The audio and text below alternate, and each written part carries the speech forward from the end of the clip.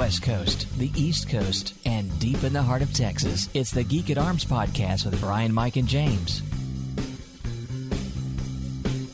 Greetings, everyone, and welcome to the newest episode of the Geek at Arms podcast, a podcast about three guys who share a lot of geeky interests and also a love for the Lord. I'm James, and with me, as always, are my buddies Mike and Brian. Mike, how are you doing, my friend? Doing well. Awesome. Doing well. Brian, doing good? Pretty good. Awesome. Since we're all doing good, we'll just head straight into Geek Out. Who wants to go first this time? Ooh, me. Can I go? Is it my turn? I vote for Mike. I will second that vote and say, Mike, take it away. Yay, motion passes. Okay. Actually, both of you guys came up during our camping trip that the family took to Niagara. The falls were absolutely beautiful. We went to see it from the Canada side. But I really wish they were here so we could throw them over. Yeah, well, there was that story about you in the barrel. Yeah, when my wife said, get in this barrel, and I said, why, it wasn't until she kicked it that I figured it out. But why did we come up for real? One of them was, and I actually really have to give a sincere thank you to you, Brian, because my eldest daughter was asking about geometry and why we're learning this, what possible practical daily applications do we have once we're talking about, okay, she gets the X and Y axis, why do we need that? Okay, that's clear.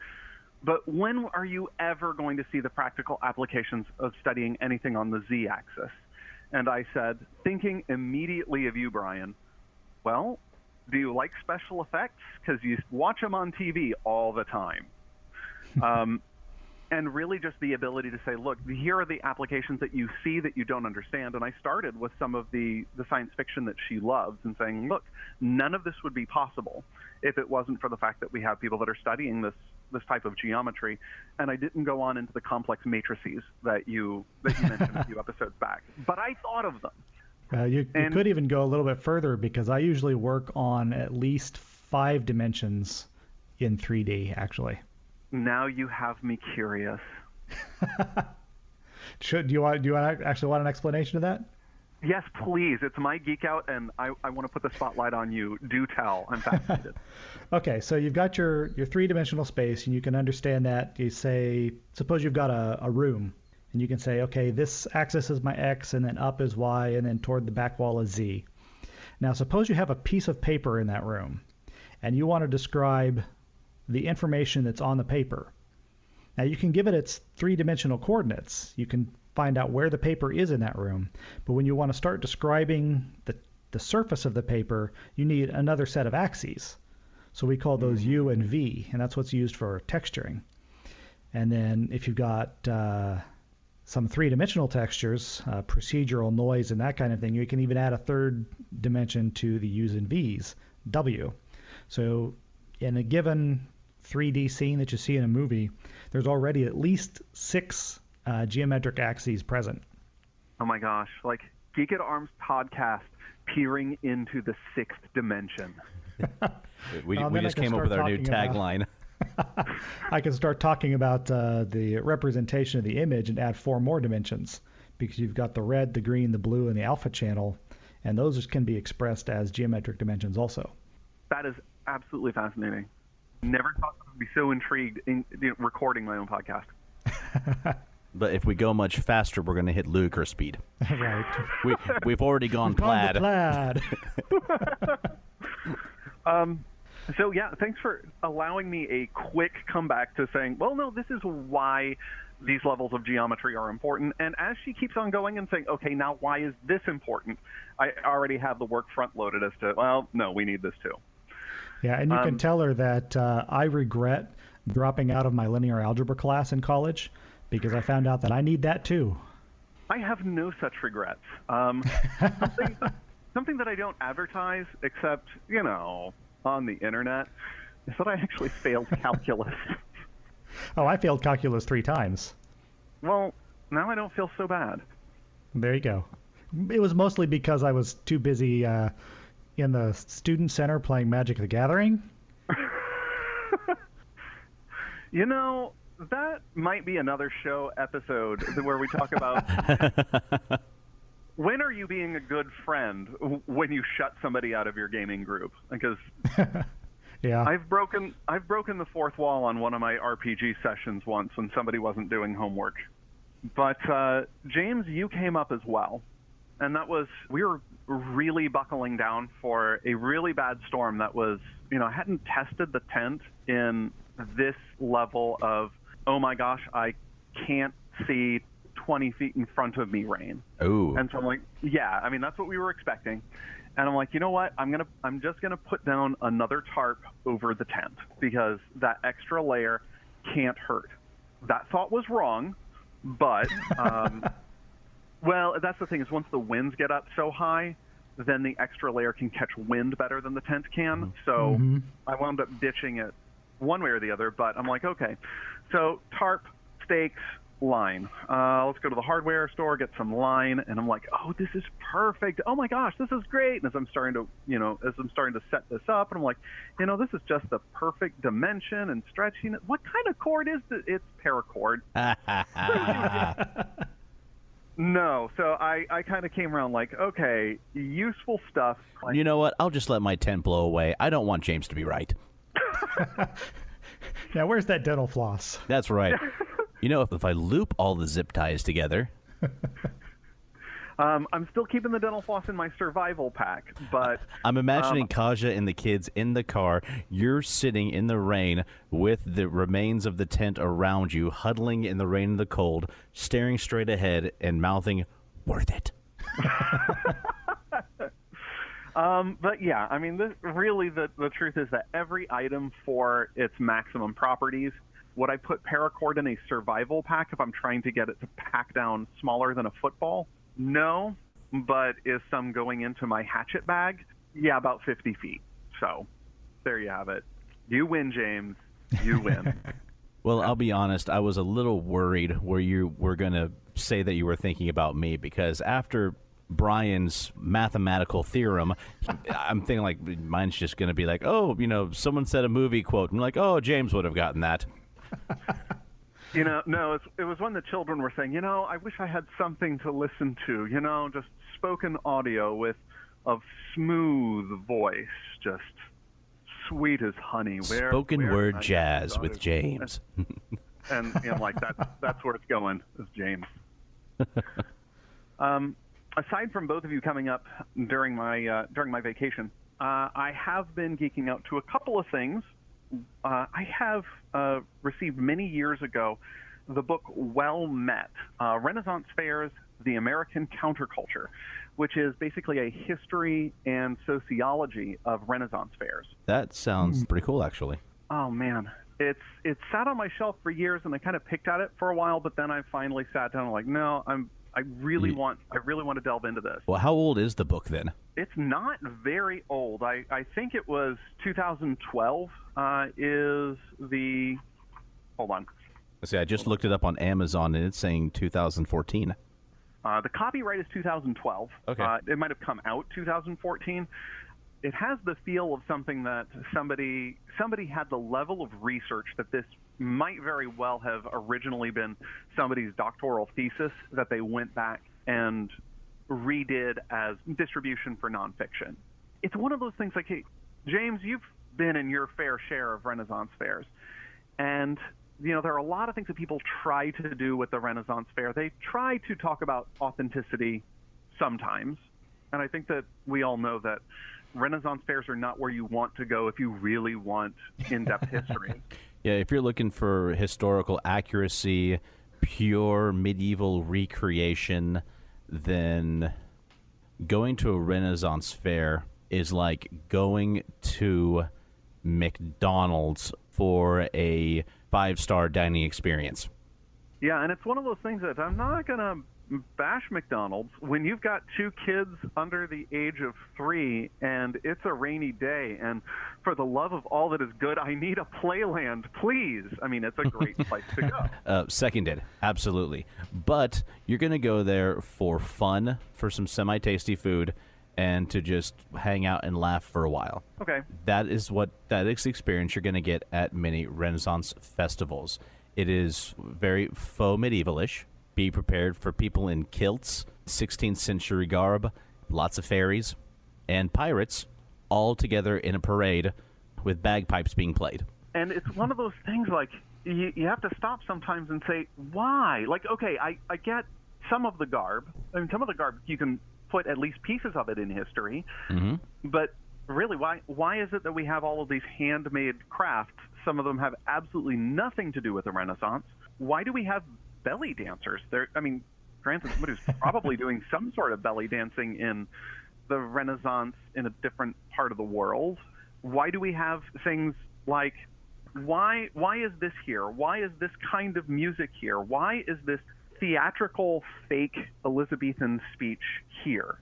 And this book answers so many of those questions because they're all oriented around the origins of not only why did the first Renaissance fairs happen, but also as they started to grow, what sort of talent were they bringing in? What was the culture, or more importantly, what was the counterculture that was contributing to this wonderful escape from the dominating American consumerism? Mm-hmm. What this author, Rachel Lee Rubin, identifies is a lot of this came out of the counterculture movements that were happening in the 1960s and 1970s. So a lot of the things that came out of the so-called hippie culture were the California counterculture that was contributing to the ideals that were feeding into the Renaissance fair. And, why is it that we have belly dancing? Well, as they were starting to grow and they were looking for more artists to contribute, one of the premier American belly dancers was getting her start there. So it was really a matter of what talent they were trying to recruit, which kind of became part of the DNA of the evolving Renaissance fair that spread other places as other places were emulating it. And I'm not going to go for a full review of the book here, but if you ever wondered, why do we have this in our wonderful, fun, Renaissance-ish escapism, this book will answer those questions. And as somebody who performed in fairs, I never had so much of an appreciation of why do we do what we do before I read this book. Mm-hmm. I feel like that we could spend almost an entire episode just discussing Renaissance fairs, ones that we have participated in and just been to, because Mike, you and I have performed in them. Well, I say performed, but we have, I don't want to say we performed at them, but we did demonstrations at them, and I've been to plenty with you, Brian, and I've been going to them for decades now, and like I said, you don't go to one for pure medieval history. You go to it for medieval fun. And I still, we went this year to the Scarborough Fair here in Texas, and we took the boys for the first time, and we had a fun day. I'm going to take a real quick issue with one thing you said. You said that we did demonstrations, but we didn't do performance. I think, now granted, are we on the same level as some of the, these other entrenched groups where they have some wonderful theatrical fencing? Vixens and Guard, I'm looking at you. Are we at their level? Absolutely not. But when we came to do our demonstrations, we were really there to entertain. That's fair. We did not have hardly any education. What we were doing is we were showing some people that were... I didn't want to convey that we were there doing an act. We were there doing semi-period fencing display with our fencing club back in Kansas. I would say that is a fair description of what we did. Until we got to the point where we were strapping balloons on the public's heads and telling them to pop each other's balloons with sabers. Now, that was amazing. I miss that. That must have been after I left. You were there for 1 year when we did that. I remember the one very clearly. But, gosh, there was nothing like just hawking to get people into line so that they could get strapped up with so much padding and welding gloves that they couldn't possibly hurt each other. But once you gave them balloons to whack on each other's heads, oh my gosh, the public just went medieval on each other, I guess. A proper description. So, well met, Rachel Lee Rubin's book. If you do any work with Renaissance fairs or you just happen to love them and you like sociology and you like a little bit of history sprinkled in, then that's definitely worth your time. I've already added to my Amazon list. Also, what I've been putting my interest into is I'm waiting on a book for Kaja to finish, and I know the way that can go sometimes. If she has a lot of time in her schedule, it's done and over with. If not, it's back to the, are you done with American Gods yet? Are you done with American Gods yet? Are you done with American Gods yet? Since I don't want a repeat of that, I went ahead and took a good long hike to a library. The Somerville branch is about 2 miles away. So I thought, do you know what? Mass transit's not doing it for me today. I just need a 4-mile walk, and I want these books, so I'm going to put it together. So I got the Teenage Mutant Ninja Turtles Ultimate Collections, volumes 2 and 3, which were the reprints of the original Eastman and Laird first runs of the Teenage Mutant Ninja Turtles. Nice. So You've really been on a TMNT kick, haven't you? That was a pun, wasn't it? I played the video game very briefly, but I thought, why not get into really what started the whole turtle power? And I haven't been going full-fledged, let's review all this media. But I remembered enjoying Eastman and Laird when I was enjoying some of the graphic novels when I was in junior high. And so I thought, why not give this some adult eyes? And I'm not terribly far, but I'm a couple of issues in. And, it's a little bit tropey.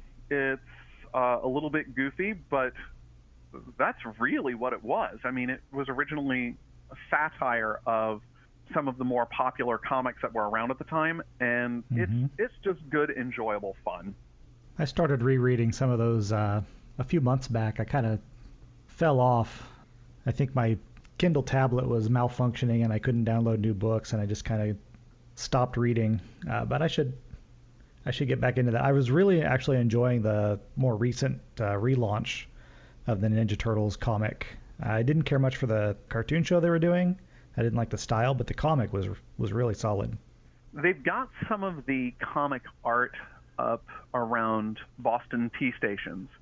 So it's actually really kind of a New York tourism campaign, which, I mean, I guess if you're trying to sell New York to Bostonians, Ninja Turtles, that's probably not a bad way to go. I mean, it sounds silly, but, I mean, seriously, we are now the demographic that are going to be taking our families on vacation or are going to, family things aren't in the picture for you. At least you may have some time on the weekends, and you can take the train, take a bus for $30 from Boston to New York. And if you're going to make the nostalgia appeal, the Ninja Turtles are going to get at least of my generation, it's going to get the attention. And you're going to read the panels while you're waiting for the train or waiting for the bus. Why not come spend some time in the scenic New York City sewer system? You'll get a kick out of it. Will we meet the turtles there? Could be. You'll definitely meet something down there. Oh, yeah. I mean, you never can tell what you're going to meet in a sewer. They just pulled a young boy out of a sewer not too long ago after some flooding, didn't they? Hadn't seen that story. I didn't hear that. Yeah, there was. Gosh, I don't remember where it was, but a child got swept away into a drainage sewer. That is both frighteningly and completely believable. Well, the kid had climbed up one of the ladders and just poked his finger through the manhole hole, like where you're supposed to stick the rod to lift it out in. And there was a firefighter or a cop who saw the finger sticking up, and he's like, "Oh!" And they opened it up and they pulled the kid out, and the story ends happily, especially for the kid. I should have asked him if he met any Ninja Turtles. So I guess where I'm really at is very much in the past. Renaissance fairs in the past-ish, and nostalgia factor with the Ninja Turtles. And we'll see how far that nostalgia gets me. Cool. Well, I will go next for Geek Out. That is if, Mike, you were wrapped up. I think I'm pretty well wrapped up. All right. A couple of different things for myself. It has been a busy, busy month. We've had all three of the kids' birthdays in the past month since we last recorded. And so between that, between my wife and I's anniversary, August has just been nuts. And it's finally starting to slow down a little bit. Go ahead. 3 children's birthdays, actually 1 child's birthday, when it's under the age of 6 is just absolutely exhausting. Yeah. So the fact that you've done 3 different children's birthdays and an anniversary together, I'm feeling like I would just want to go to bed hearing that. That's what September is for. It's just for bed. Just the entire month, bed. And the next episode will be me geeking out about the new mattress we bought and the new pillowcase. It's so comfortable. But be careful about getting a memory foam mattress. No, I don't like those. Oh, yeah, especially since they remember everything. No, I had someone like offer me a memory foam pillow one time, and their whole shtick is that, oh, it's, open cell foam and it'll breathe and it'll be nice and cool. I'm like, then why does the right side of my face feel like it's laying on an oven? You know what that feels like. You must have gone into a lot of candy houses when you were a kid. Oh, you find trails in the forest and you got to follow them, see where they lead. And after the 5th or 6th one, you're like, gingerbread again? How many witches do I have to push into ovens to just get my snack time? Apparently 1 more. But anyway, there have been a couple of fun things that have happened that I was happy to geek out to. One of them is that we've talked about this game many times on the podcast, and I just decided to go ahead and get it. I was at our local comic book store with my daughter because it was her birthday. I took her there and I said, hey, for part of your birthday, you can pick out one thing. Comic book, game, toy store. And she picked out this little kind of Japanese squishy thing. And I'd never seen it before, but it was like the softest thing. I'm like, you could like squish it into a little tiny ball and just expand right back out to its normal shape. And I was like, all right, cool, whatever. But I looked around in the game section, like you do, and I saw that they had a copy of the book Monster of the Week. And I decided, yeah, I think it's about time I bought this. That's one I don't have in my collection. Do tell. I haven't been able to get very deep into it because I've only had it a couple of weeks now, and like I said, busy weeks. Right now I'm looking into the character creation, and the whole system is built out of, let's take a look at what some of those TV shows like Supernatural, Buffy the Vampire Slayer, X-Files, the ones that were very episodic, like every single week for a couple seasons at a time, it would just be another new monster, another new threat was just coming and going. And that's what the game idea revolves around.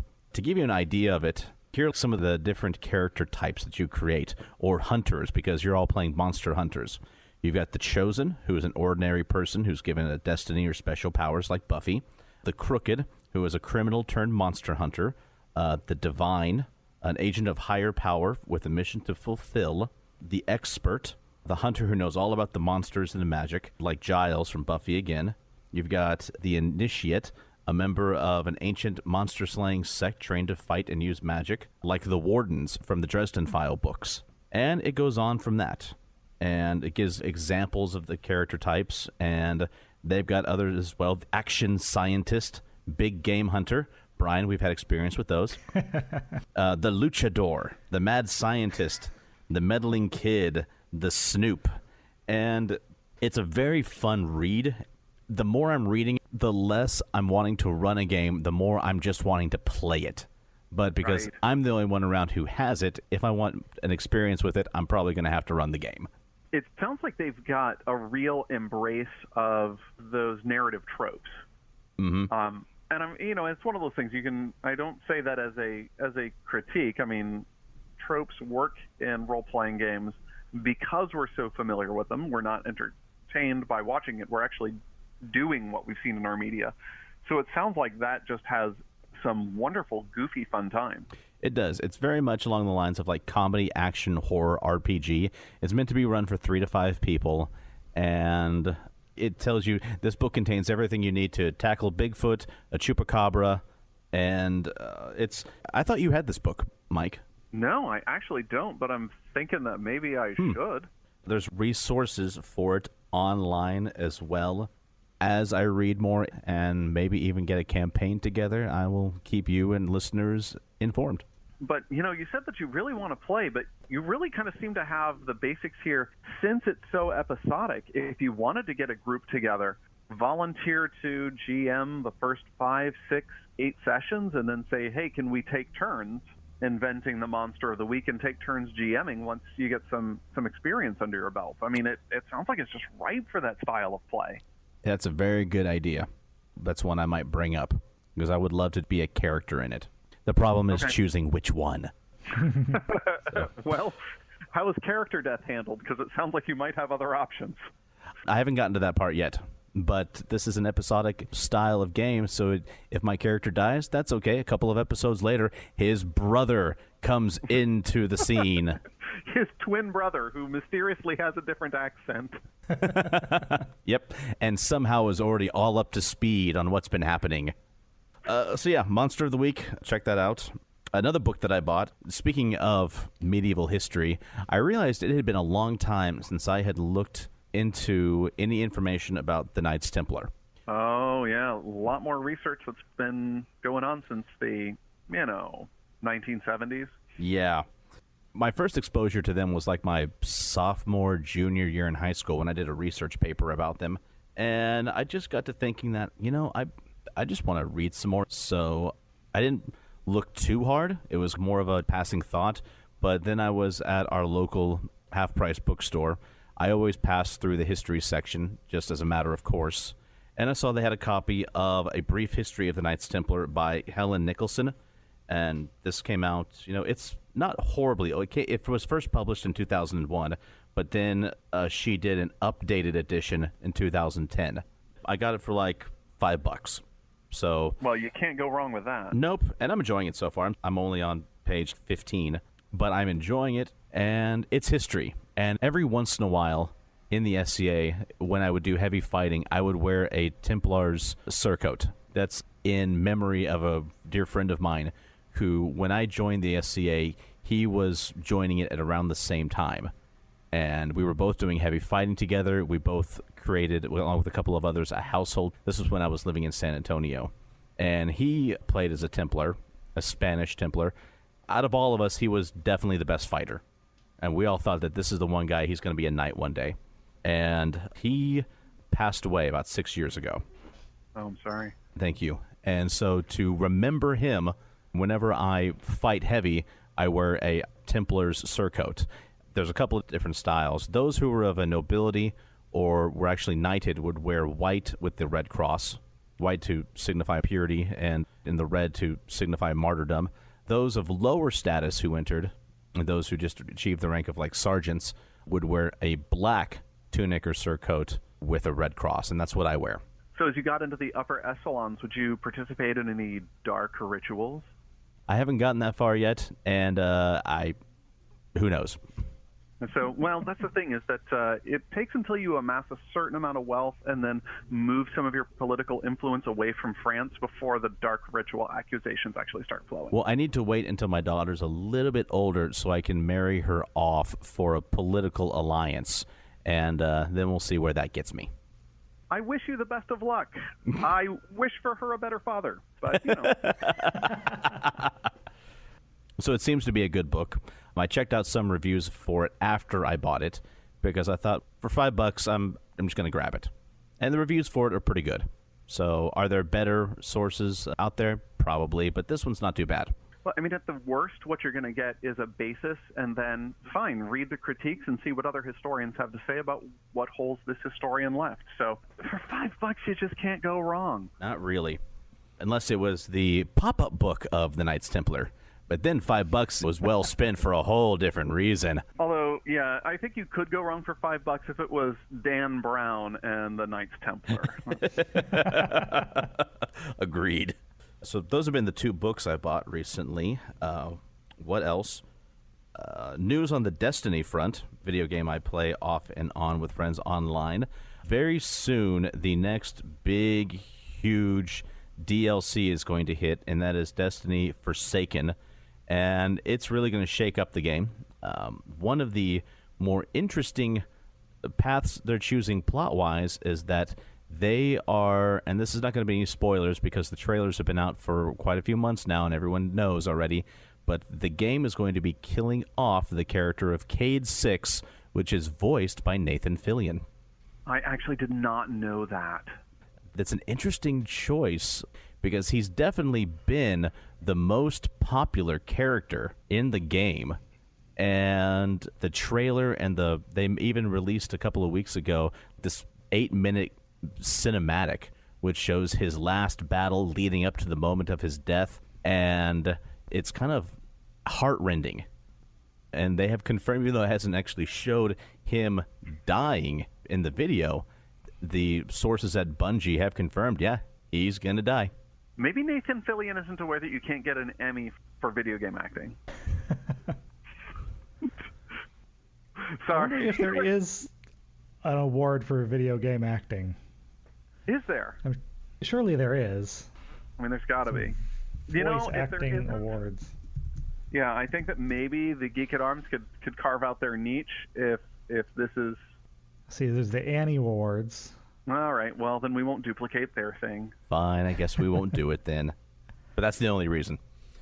Right. But besides killing off who is, without a doubt, their most dynamic character, they're going to make a lot of change-ups to the game as far as how characters change out their weapon systems. New weapons will be included, a higher power level, new powers, new levels, a new raid, new storyline, a new player versus player style called Gambit, and so much more. While I'm looking forward to it, while I pre-ordered it so I can continue to play online with friends, I can't help but feel that, once again, just like with the first game, a year after the game comes out is when it finally feels like a complete game. Yeah. And I feel like, once again, I've been kind of taken around the block, but I have no one to blame. I think this might be why I don't purchase a lot of contemporary games, that I want to actually play a whole thing. Yeah. I think one reason I've kind of gone into this one knowing what would happen was because, let me go back, I didn't buy the game to begin with. Actually, a year ago, it was a birthday gift from a friend who bought it for himself as well and wanted someone to play with online. That sounds like the gift that keeps on giving. It did. So I've enjoyed it, and I've purchased the subsequent DLCs. So at the time of this recording, Destiny 2 Forsaken has not come out. By the time I get this podcast edited and released, it will have come out, and I will have played it for probably a few days. And so I'll talk more about it and give a more in-depth review in the next episode. Other than that, my daughter and I have continued to go shoot archery. Oh, I will mention that yesterday we went to an SCA event for the first time in quite a few months. The event was called Braggart's War here in Onstiora, and a lot was going on. It's treated as a competition between 3 of the central region baronies. There's tournaments for chivalric combat, rapier combat, arts and science, A&S, archery, thrown weapons, everything. And there was also something that Onstiora has been doing a lot lately, something called a Sable Shield tournament. And a Sable Shield is someone who has served or is currently serving in the military. In order to participate in the tourney, you either had to be a Sable Shield or be sponsored by a Sable Shield. So all that was happening this weekend. It was a 2-day event. We went yesterday. I had hoped to participate in the rapier tourney, but because it is Texas and this time of year, it's hot, it's humid, it's at a Boy Scout camp that's located right next to a lake, so they're always going to have fighting first thing in the morning. And getting children together and wife and getting packed up for a day outside and getting out the door, early is not a word that enters into this concept. I think that maybe if you had told them that it all started at 4:30 in the morning and we really got to get there in time, then you might arrive by 8. If I had told them it started at 4:30 in the morning, then the kibosh would have been put on the whole thing. Fair. I had hoped to have gotten there at about 9:30. We got there at 12:30, which honestly, 3 hours later, that's not bad. You know, I think that's almost acceptable, really, all things considered. But, you know, I decided that, I'm not going to stress about this. I'm not going to worry about it, about, trying to rush there, because it was an hour and a half away. And I'm not going to stress. I'm not going to worry. Am I going to get to fight? No, but I'm also going to treat this as a time to hang out with my family, see people whom I haven't seen in a long time, and try to have a fun day. And mission accomplished? Yeah, for the most part. Good. The heat does make things hard, because they did have a hall there, which was cooler inside. They had ceiling fans going, but there were a lot of people there. And so even the hall was pretty full. And there were children's activities. The children's activities they had going all day long were fantastic. My daughter had a great time. She made like a cardboard and wood sword, cardboard shield. She made a drum, a little dragon out of a cup and streamers, a pan pipe flute with different lengths of straws. So the person who was doing the children's activities was on point. She did a fantastic job. My hat's off to her. Oh, and they also made a jeweled cup that was made out of plastic. And so that left my wife and I to take the boys around, and we caught up with people. We walked around. So hot outside, it made walking around outside difficult at times, but we did get to watch some of the fighting, to which I wish we had gotten there early enough to watch more of it, because I had a feeling that if I could have just gotten underneath the pavilion in the shade, parked the stroller under it, and aimed the boys at the fighting field, I could have just left them alone. The fighting going on would have kept them mesmerized, and I was right. At some points, they'd watch the fighting, the chivalric especially, and they're like, "What's that, Daddy?" And like, "What they doing, Daddy?" And at one point, the fighters had closed very close to each other to where they were trying to use their shields to ward off the other person's arm. And I said, "Well, they're hugging." Except with this hugging, there's a winner. At that point, if they're getting ineffectual with their swings, like, "What are they doing, Daddy?" I don't know. I'm watching the same fight as you. I don't know what they're doing. That's when the heckling can begin. "Daddy, what are they doing?" "They're taking their sweet time. It's what they're doing." But they really enjoyed it, and it's interesting. The boys are the first of what seemed to be a stream of baby boys in our local barony. At least 4 other parents who are in our group here, all within the past 2 years, have all had baby boys. There's something in the mead. There's something. I was going to say something in the water, the mead, the air. I don't know what. And I told the other parents, I'm like, there's going to come a day not too long where all these little boys are just going to form their own little pack, and they're just going to raise hell and high water in every event we go to. Is it a small army? No, it's an army of small. That's right.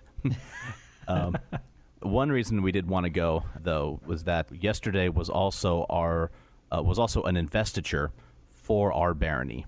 And let me explain what that is. Was that we had chosen a new baron and baroness, and an investiture is where the old baron and baroness steps down, and the new baron and baroness step up, take oaths before the crown, and they become the new leaders of the barony. So we had a couple of new people step up, nice folk, and we talked with them a little bit before court that evening. And I said, look, when these kids get older, because I believe in Onstiora, the age to start youth boffer combat, which is the precursor to heavy chivalric combat, is 6 years old. So they're a few years away. But I said, when the day comes, when all these boys are just about to hit that age or are just old enough, I'm going to get all the parents together, and we're going to have a youth armoring day at my house. I'll buy the PVC. Another parent can buy the foam. Another parent can buy the blue and white duct tape. And we're going to have a foam armoring. And we're going to make sure every kid in the barony has a boffer, sword, and shield and equipment, and a tabard. And we're going to make sure there's plenty of loner gear as well. And we're just going to make this the Elfsea youth fighting household. And when you want a couple of helmets for that, let me know. Got a couple of spares in the basement. Awesome. I will take you up on that. I had hoped today to go back to the event for a few hours because today was the archery competition, and as I've mentioned many times, my daughter and I are really enjoying archery together, and I wanted her to see a tournament and how it's run, and maybe even she and I could get in a couple of rounds after all of the official shooting was done. But spending a day outside in the heat and the long drive, we were just blasted. We were tired, and because I knew I was going to be getting together with you guys to record today, I didn't want to drive a total of 3 hours just to stay there for 3 hours. Fair. So I thought, you know what? There'll be other archery tournaments. It's okay if I miss this one. And I, for one, super appreciate you coming to do recording with us. instead of spending that day with archery. Well, I would have thought of you actually anyway, because I keep your picture around with me just in case I need to affix something to a target. I was going to say, you need motivation to hit that bullseye. That's right. But so far, maybe I like you better than I know, because I've only hit the bullseye once. Here, sweetie, whenever you see this man, this is what you do. Well, maybe you should use a picture that doesn't make you want to close your eyes. Bravo. Well done, sir. Well done. I mean, I'm not going to deny I've got a face that's made for podcasting. Well, you're no Garrison Keillor. Oh, and my daughter wished it pointed out that she has actually gotten a couple of bullseyes herself. All right. Good job, kiddo. Mm-hmm. I am actually very pleased with how she is progressing. And she's regularly getting arrows on the target. Yeah, I guess it's about time to buy her own bow. So for the last thing for my Geek Out, for a while now, we've had old phones. I say old phones. They're still smartphones, but they're old. We bought them over 3 years ago. My wife and I had a couple of iPhone 5Ss. And while they're great and all, I still find myself missing my old LG or Samsung flip or slide phone.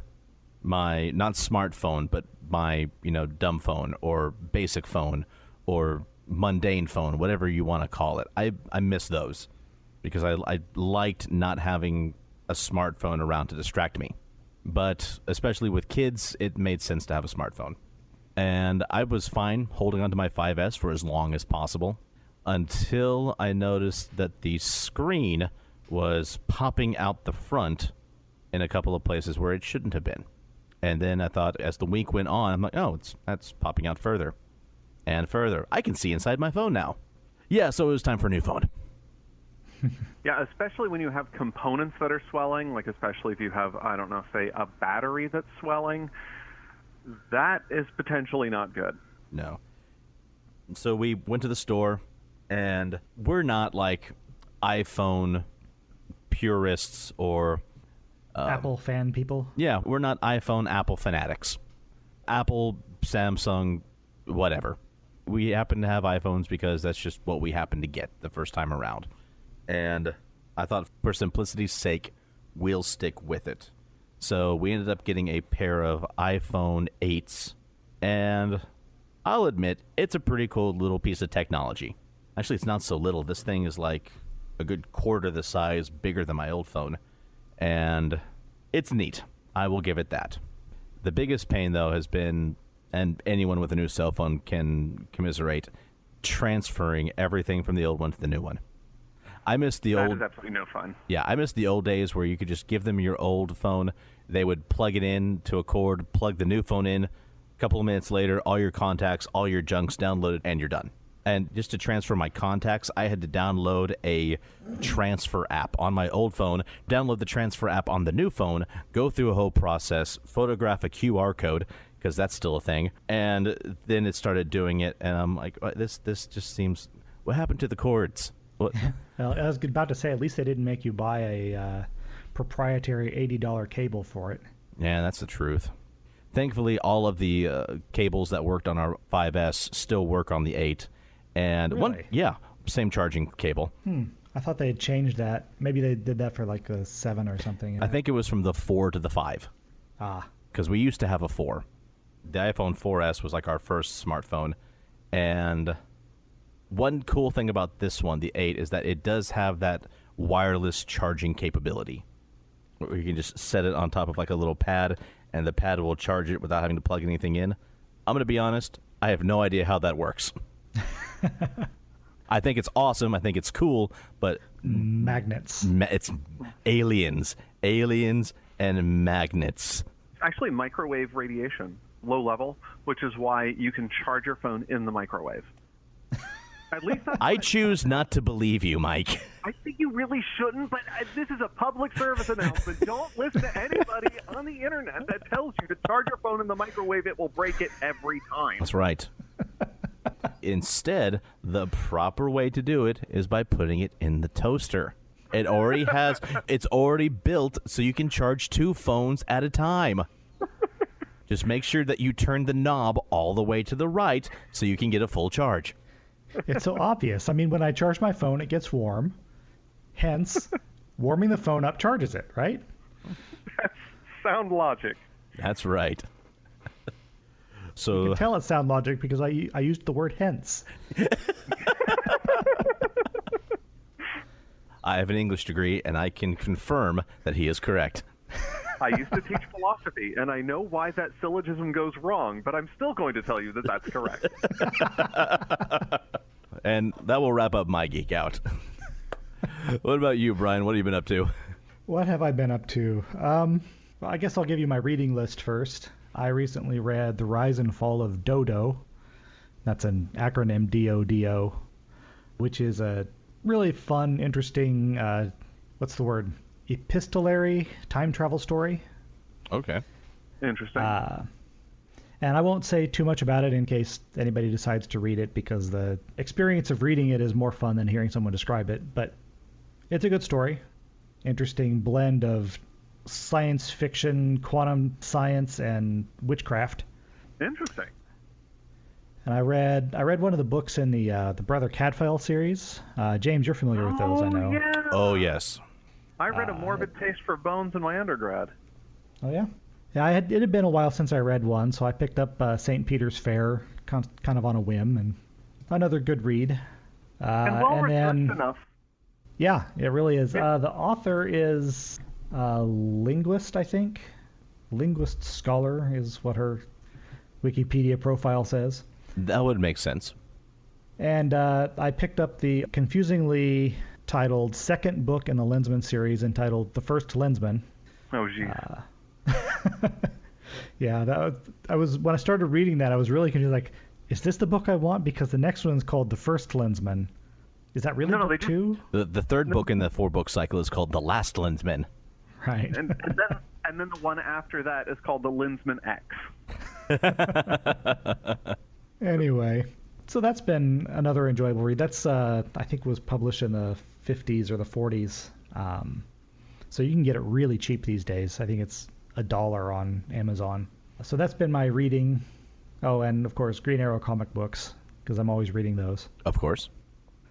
But the thing that's really got me geeking out and excited is I got a new computer. Nice. Yeah, how's it going for you? I've been limping along on a loaner that had a Pentium processor in it for the last 9 months. And being a tech guy and being a guy who loves his video games, a Pentium processor was really not satisfactory. So how did the Oculus Rift look running on a Pentium? Oh, I didn't even bother trying to plug it in. You would have blown the poor thing up.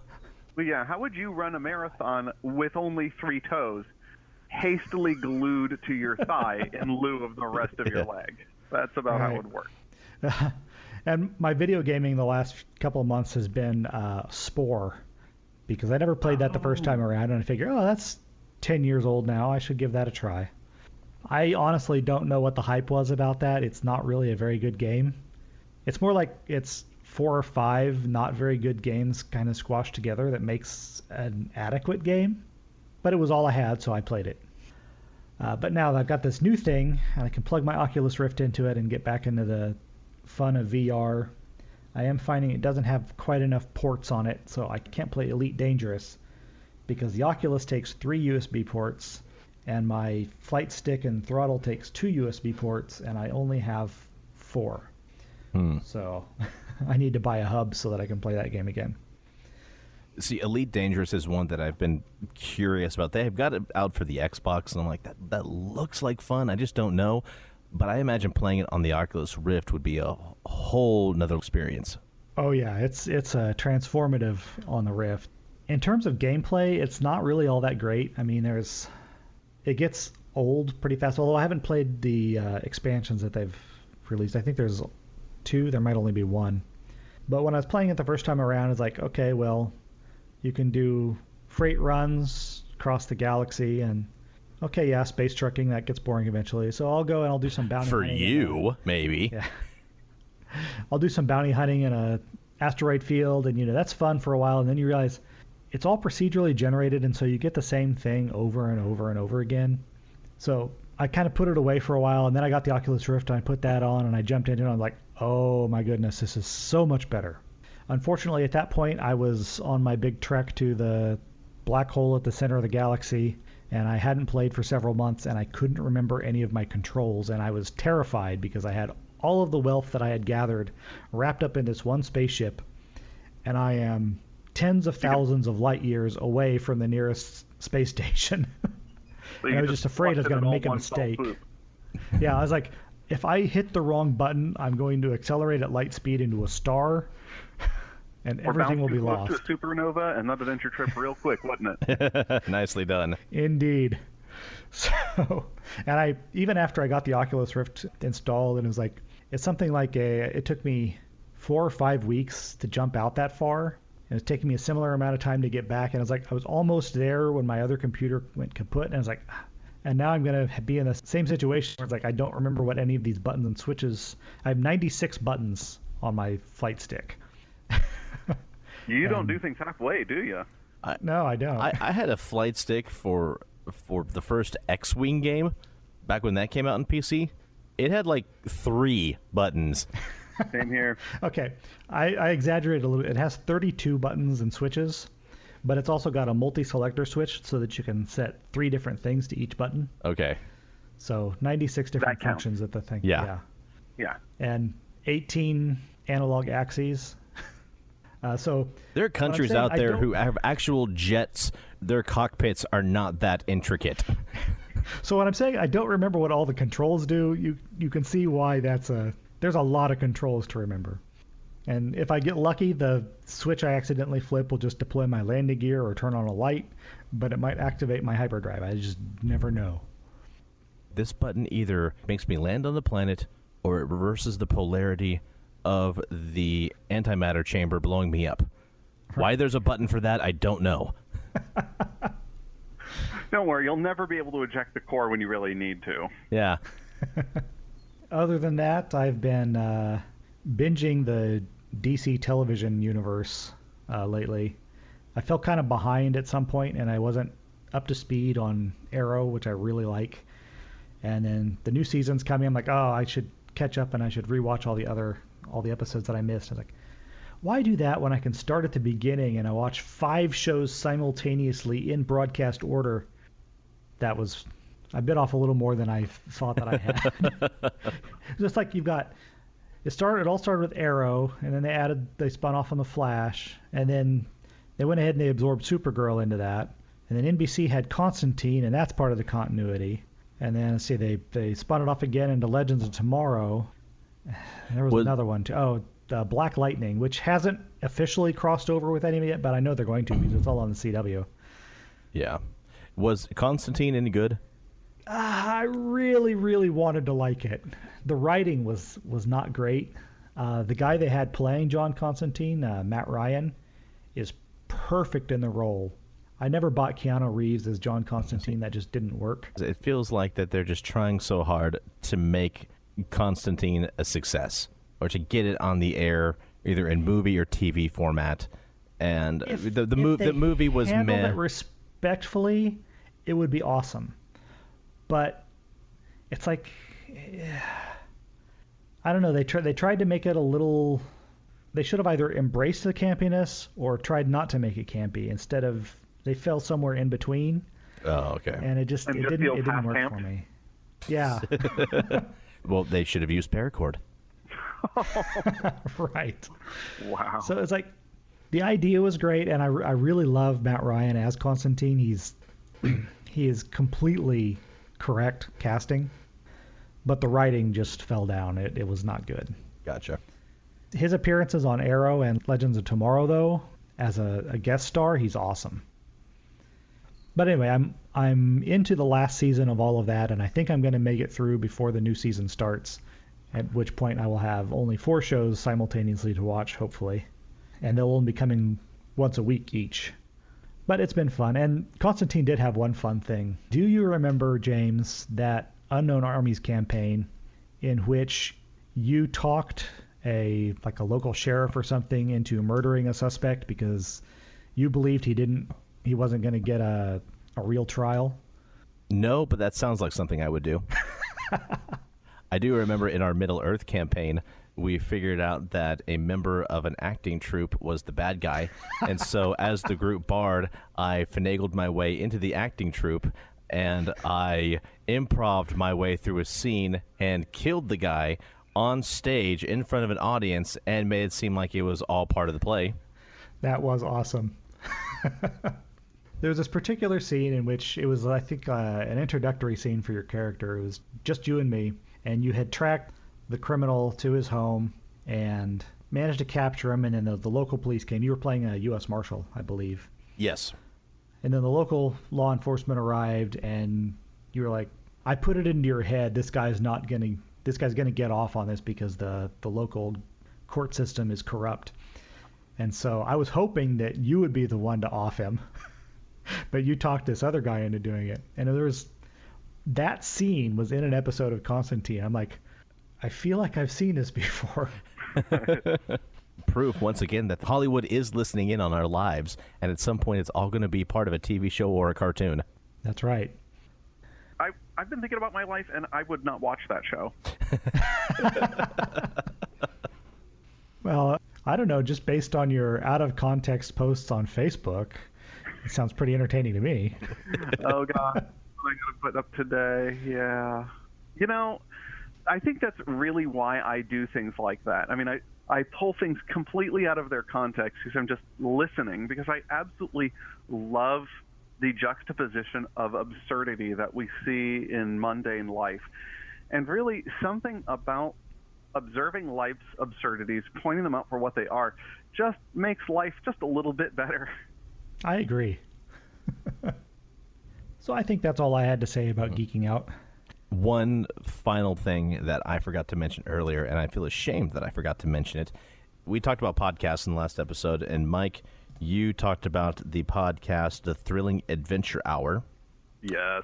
Well, since the last podcast, I have gone from listening to episode 1, and I am currently in the middle of episode 74. Oh, they're really hitting their stride there. Yep, and I'm sure like many people, my favorite pair of the shows that they do are Sparks, Nevada, Marshall on Mars, and like you and your children, I sing the theme song every time. It's hard not to. And I love Beyond Belief with Frank and Sadie Doyle. Oh, yeah, they're great. Almost all of them have been fantastic. Almost all. I didn't care much for the Black Lagoon series, but the rest of them have just been fantastic. Yeah, the Black Lagoon, they phased out, and, you know, for good reason. Mm-hmm. Based on your recommendations, I actually took a look at Star Trek Outpost during my drive to Niagara. Yeah? Yeah, I have kind of mixed feelings about it, because I think that the setting is fantastic. The sound design is great. The acting is, you know, it's amateur actors, and they're really putting their heart into it, so it's about what I would expect. They, at least in the setup, have some real sins of pacing that were hard to get over while I was on a drive. On my commutes, it's okay, but one thing that they'll do is actually really the same mistake that Star Trek, the motion picture, made, is that, okay, we've got this ship, and we just love this ship. So instead of having those long pans over the ship, they had the computer read you the details of the ship. And then, you know, once we're okay, I get it. It's an old class hunk of junk ship, and then we would have someone else tell you about, oh, this is an old hunk of junk that's just kind of cobbled together. And then after you have two people explain to you that it is an old hunk of junk cobbled together, you finally get into a combat scenario where it finally makes a difference that, oh, it's an old hunk of junk ship that's cobbled together. You didn't need the two explanations. Just don't tell. Show, don't tell. And especially don't tell, then show. Also, they would have, oh, look out, he's the chief, and he's pretty, or what is it, Petty Officer Grumpy Knox, Face. yeah. And Officer Knox is really surly and grumpy, and he has his own way, and then he doesn't get along well with others. And then he comes on the show, I'm Knox, and I'm grumpy all over you, and I don't get along well with others. Like, you know, I get it.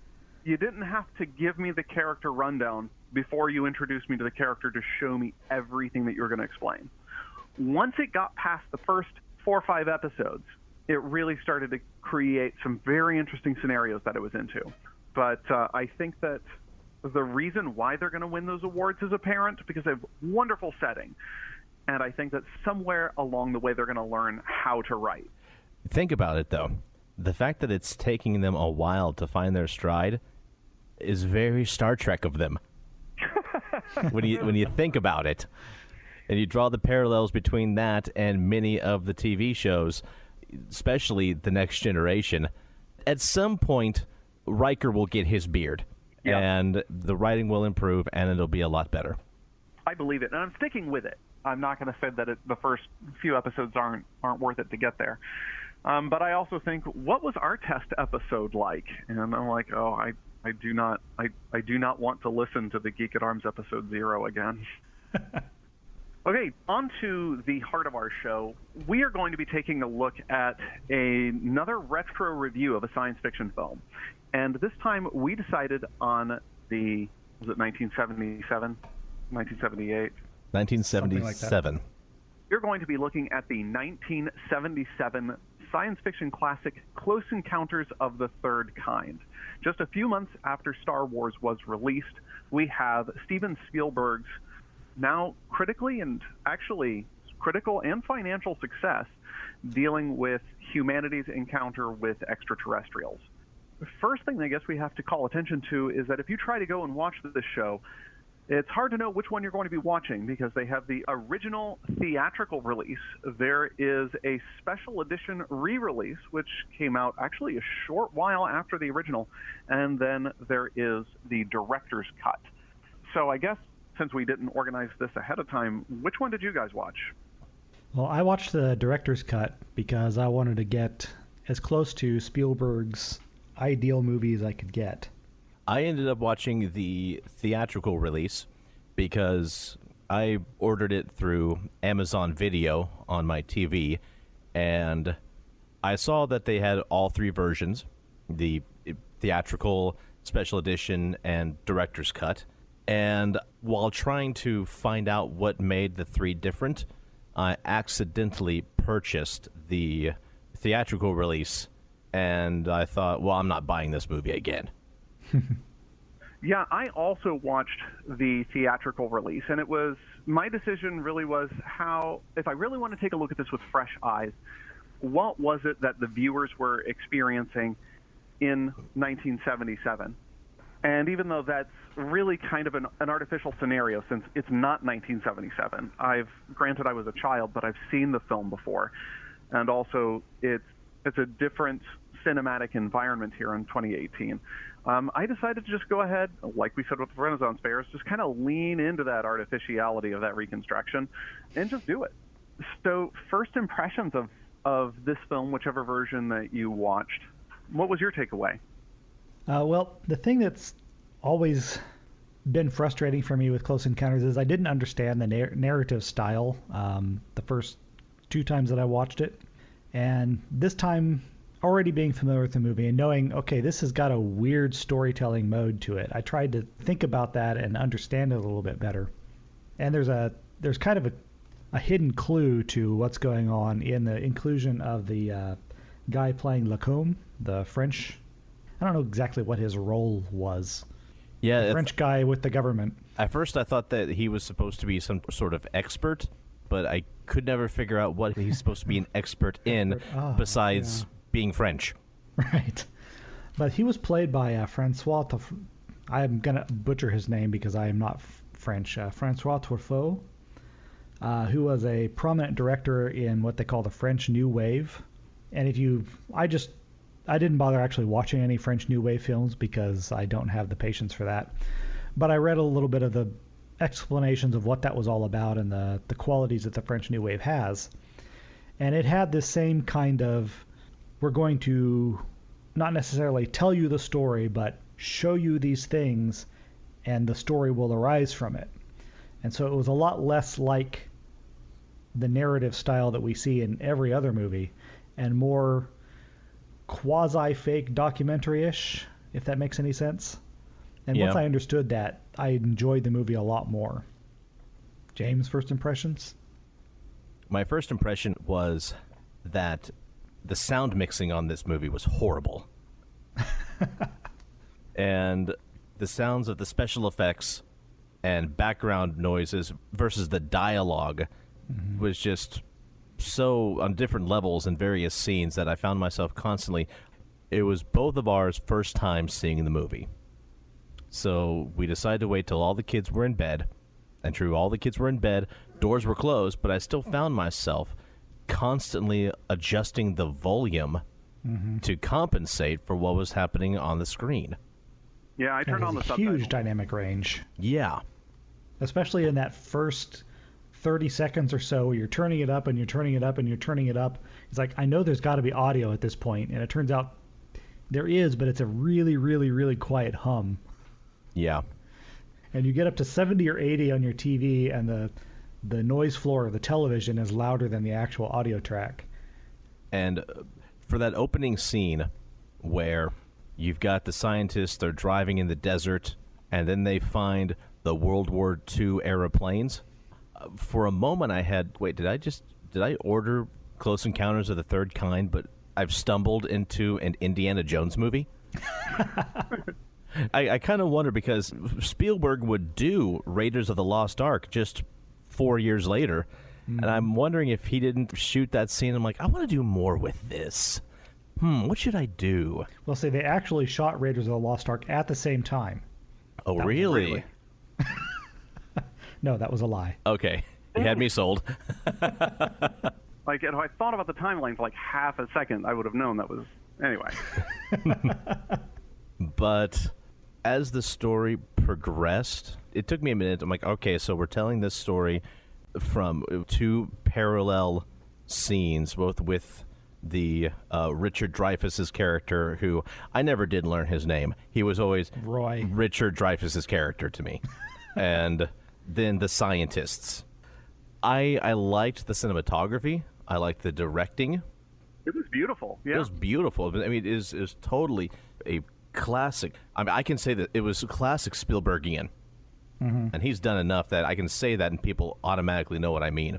But for the story itself, maybe it was because I was watching the theatrical release, but I feel like that there was a lot that they expected the audience to take for granted. And I'm like, wait, what? Hold on a second. I mean, not just in the themes, but also in a lot of the plot points. Well, it's a little like what I was saying earlier. They didn't develop the characters. Yeah. They showed you the characters as they were at that moment, and they didn't bother telling you their backstory or what's going on elsewhere. They're just showing you this is a slice of their life at this moment. Yeah. Which, honestly, I felt that experience of those characters was a perfectly genuine way of telling the story if it's a character-driven film. And I really appreciated being able to be there with Roy through this transformative experience. Though, on the other hand, the only reason why I found Roy to be at all a sympathetic character, and the only reason why I was with him even in his mania, was because I saw the objects just as Roy did. That unless we have that scene where he sees the unidentified flying objects, we would be viewing this film very differently. We'd probably be packing up the kids in the car and leaving with his wife. Yes. Yeah. Without the UFO, it becomes a psychological thriller. Even with the UFO, I found it this time to be deeply uncomfortable watching him, and I had a lot more sympathy toward his wife this time than I did the first time I saw it. That scene where he's at the dinner table, which has been parodied a lot, and he starts going in on the mashed potatoes. And the camera starts, you see the children, you see the wife, and there's just tears coming down some of the kids' eyes. And you talk about sympathy. I mean, you're with them. The camera did a great job. You know exactly how these children, how this family is feeling watching their husband and father fall apart in their eyes. Without those scenes, it becomes a film where you are watching a family struggle with mental illness, which is one of the reasons why I would say that this is not fundamentally a science fiction movie. This uses science fiction themes, and it uses science fiction scenarios to tell a human story about this subjective experience, that there is something that cannot be empirically pointed to why you have this utter conviction, and how do you deal in a society with this conviction that is incompatible with the reality that is constructed around them. I mean, because the reality that his wife is living in is also a constructed one. And you have, from the very beginning, the pilots that are also having these experiences with UFOs. You know, there's almost a collision, and there are 3 or 4 different pilots that you hear on this traffic control that say, okay, we all saw this thing. Is anybody going to file a report? And everybody says no, because they don't want to live outside that construct. Mm-hmm. So this film really is about dealing with these radical, constructed, but incompatible, darn it, constructs. Now, on that topic, if I'm correct, the theatrical version, which you both had, did not have a scene with Roy locking himself in the bathroom and crying in the shower, correct? No, it did not. That would be a wonderful addition. Yeah, right after the mashed potato scene, Ronnie wakes up in the middle of the night. Roy's not in bed, and she hears the shower running. And she goes and she's knocking on the door, demanding that he open it. One of the kids comes and is wondering what all the noise is and is crying. And she finally breaks into the bathroom, and he's in the bathtub, fully clothed, with the shower running. And he says, "I don't know what's happening to me." And she just loses it. She screams at him. I think I even wrote down what her line was. "You're wrecking us." And that was actually the argument that led to her leaving. And that was something that was added in the special edition. I don't know if they originally shot it and they just added it to the edit, or if they went back and reshot for that. But it was an extremely affecting scene. All right, we've talked about some of the major plot points, the character points, the audio. Anybody mind if we talk about the visual effects for just half a minute here? I think we'll do it more than half a minute. All right. Well, then I'll keep it to at least, 35. I actually found the visual effects right up until the climax just absolutely, I mean, despite being dated, yes, but still hauntingly beautiful, in that you can never really quite tell what you're looking at, but you know that you're looking at something spectacular. Mm-hmm. Something unique and something new to the human experience. Right. And I think that part of the fact that it was so indistinct is one of the things that made the visual effects as haunting and beautiful as they were. Yeah. I think specifically in the visuals, this is a great example of Spielberg really showing us that he knows his craft backward and forward. For those who aren't familiar with the context of film history at that point, Spielberg, Lucas, Coppola, a couple of others are what they call the film school generation. And these were the first wave of directors who were really raised on film. They were no longer inventing the medium as the directors before them had done, but they had internalized all of that film language, and they had a above average technical mastery. And the fact that Spielberg was able to choose his film stocks, he knew exactly what film he needed to use to get those really, really vibrant colors.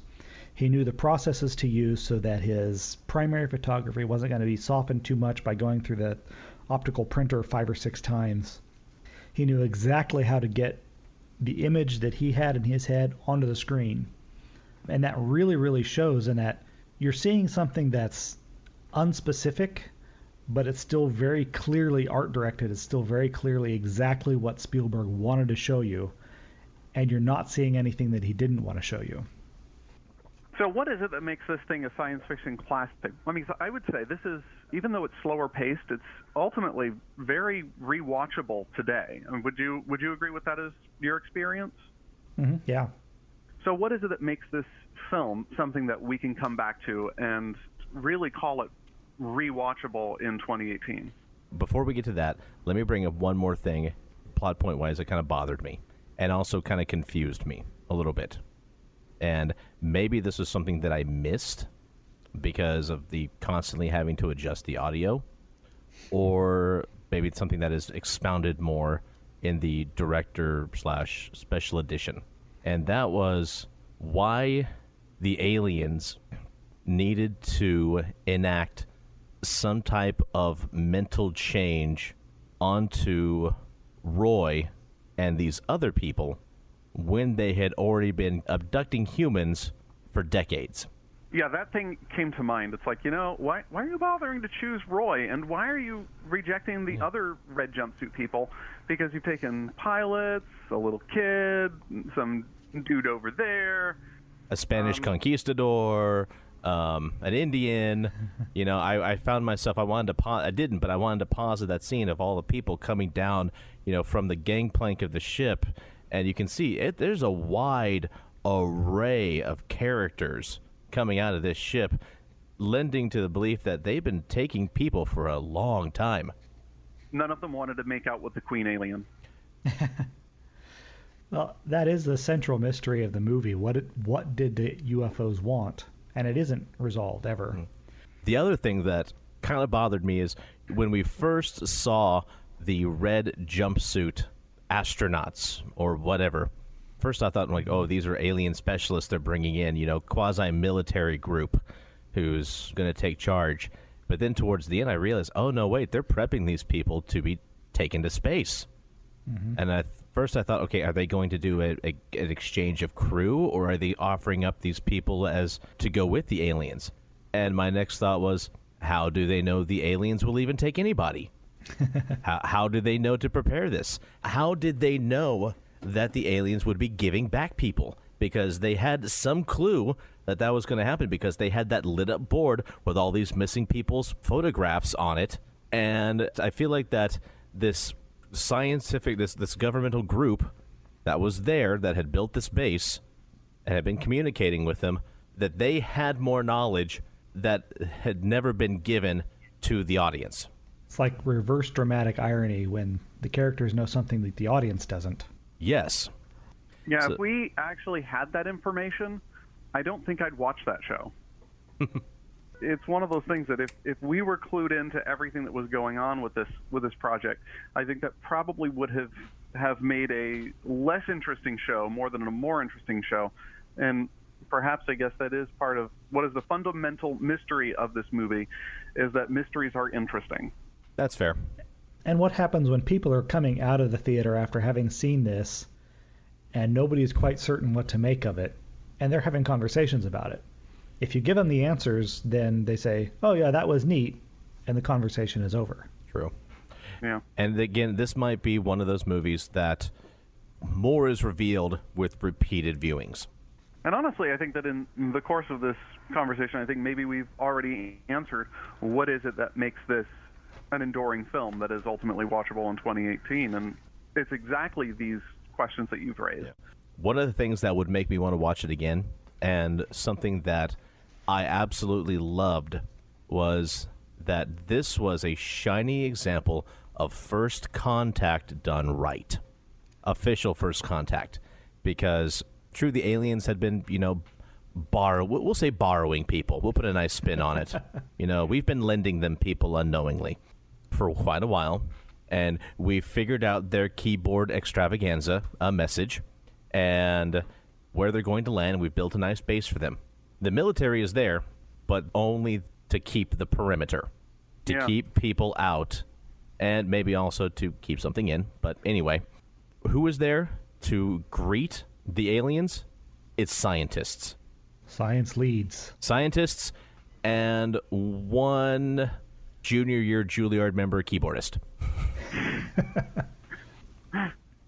Don't say that too much. You're only going to encourage the students from Berkeley. But I really like that those are the people, that it's people in suits, ties, and lab coats who are there to meet visitors from beyond. It's not a government official. It's not a military general. Like you said, Brian, science leads. and that's who is spearheading the movement. I did have a little bit of anxiety for just a second because as the aliens have come down, or as they're coming down, there is one gentleman who is there, jacket, tie, and as he moves his arms to the side, you see, tucked into his pants, inside the jacket is a large revolver. And I'm like, okay, wait, is he doing a Chekhov's gun? Is he literally doing Chekhov's gun right now? Because the gun it's obvious. It's there to be seen. It's the only gun, one of the only guns you see in the entire movie. One thing I do love about Spielberg does not really go crazy with the guns. So I'm like, okay, if he's showing it to us, obviously he's showing it to us for a purpose. Okay, are they going to shoot the alien? Is someone going to shoot an alien and this is going to take a turn? Because that would be weird. Well, I mean, it's to show that this could go wrong. Yeah. But it's not. Exactly. As I was watching, okay, no, he's showing that hope for the best, prepare for the worst. Because even if you make this a little bit more real life, say that this is a scientific institution, spearheaded movement, and plan first contact with aliens. Say that you've got 100 of the brightest minds, men and women from across the planet there. There's still probably going to be 15, 20 people who are armed. Why? Because something bad can always happen. Well, I think that's one of the great things about this film is that it ends in a way that we would not consider realistic, we consider idealistic. I mean, like 2001: A Space Odyssey, it's about human advancement beyond what we're accustomed to at this point. It's about the next stage in our exploration. Yeah. Well, I think that'll wrap it up for our second in our look at classic and well-beloved sci-fi fantasy movies. The third one that we are going to do, not next episode, but the one after, we are going to be taking a look at Blade Runner. So please watch with us, and that will take us to the zombie apocalypse plan of the week. Mike, what have you got for us this time? This week, I have decided to fight fire with fire. The only way to solve the current zombie apocalypse is with another apocalypse. So with things relatively unguarded, we're going for the nuclear stockpile, and in the words of Sigourney Weaver, I say we take off and nuke the entire site from orbit. It's the only way to be sure. It's the only way to be sure that we're going to end up with glowing zombies. I really don't have a clever follow-up for that one. Well, at least we'll never be afraid of the dark again because we'll have millions and millions of little walking nightlights.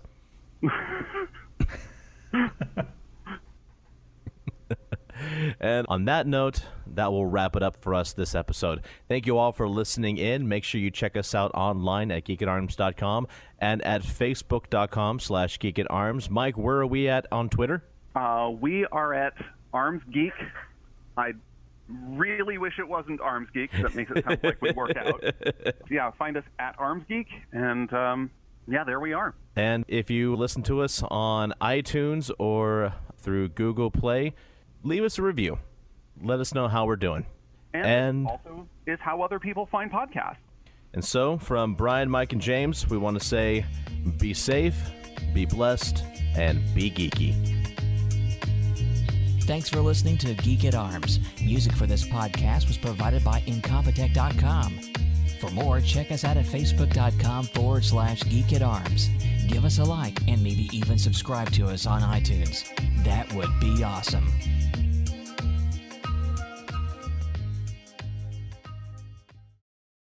I'm gonna sit here alone and do my all by myself things.